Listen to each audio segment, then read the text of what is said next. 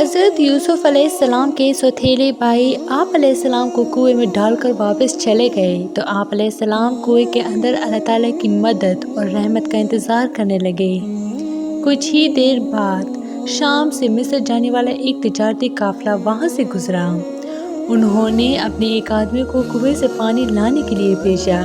جب اس نے اپنا ڈھول کنویں میں ڈالا تو حضرت یوسف علیہ السلام اس کے ساتھ لٹک گئے، اور جیسے ہی اس نے کھینچا تو آپ علیہ السلام بھی اس کے ساتھ باہر نکل آئے۔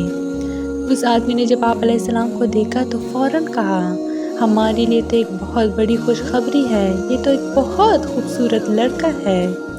پھر انہوں نے حضرت یوسف علیہ السلام کو اپنے تجارتی مال میں شامل کر لیا اور مصر کے بازار میں لے جا کر دیگر سامان کی طرح آپ علیہ السلام کو بھی غلام بنا کر فروخت کرنے کا اعلان کیا۔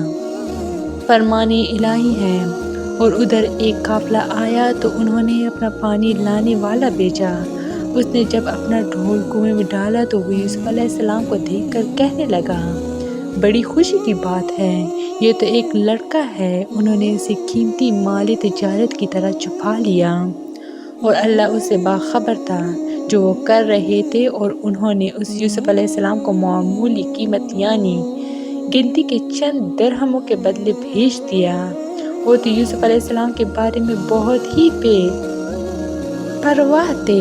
جب قافلے والے حضرت یوسف علیہ السلام کو لے کر سرزمین مصر پہنچے تو انہوں نے اپنے دیگر ساز و سامان کی طرح حضرت یوسف علیہ السلام کو بھی فروخت والے سامان میں شامل کر دیا۔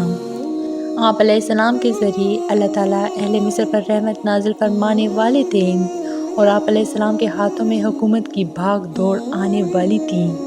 اس لیے عزیز مصر نے آ کر آپ علیہ السلام کو دیکھتے ہی قافلے والوں سے خرید لیا، کیونکہ اسے آپ علیہ السلام کی پیشانی پر خیر و برکات کے آثار نظر آ گئے تھے۔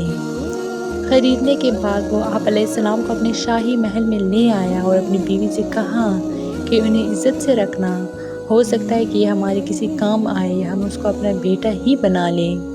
اس طرح اللہ رب العزت نے حضرت یوسف علیہ السلام کو مصر میں ایک شاہی گھرانے میں پرورش پانے کا موقع نصیب فرمایا۔ فرمان الہی ہے۔ اور مصر والوں میں سے جس شخص نے انہیں یوسف علیہ السلام کو خریدا، اس نے اپنی بیوی سے کہا کہ اسے بہت عزت و احترام کے ساتھ رکھنا۔ بہت ممکن ہے کہ یہ ہمیں فائدہ پہنچائے یا اسے ہم اپنا بیٹا ہی بنا لیں۔ یوں ہم نے مصر کی سرزمین میں یوسف علیہ السلام کے قدم جما دیے تاکہ ہم اسے معاملہ فہمی، خواب کی تعبیر کا علم سکھا دیں، اور اللہ اپنے ہر کام پر غالب ہے، لیکن اکثر لوگ نہیں جانتے۔ حضرت یوسف علیہ السلام عزیز مصر کے گھر میں پرورش پا رہے تھے اور اپنے والد محترم کی تعلیمات کے مطابق اللہ تعالیٰ کی عبادت کر رہے تھے۔ جب آپ علیہ السلام جوانی کی عمر کو پہنچے تو اللہ رب العزت نے آپ علیہ السلام کو علم و حکمت سے نوازا اور منصب نبوت پر فائز فرمایا۔ فرمان الہی ہے۔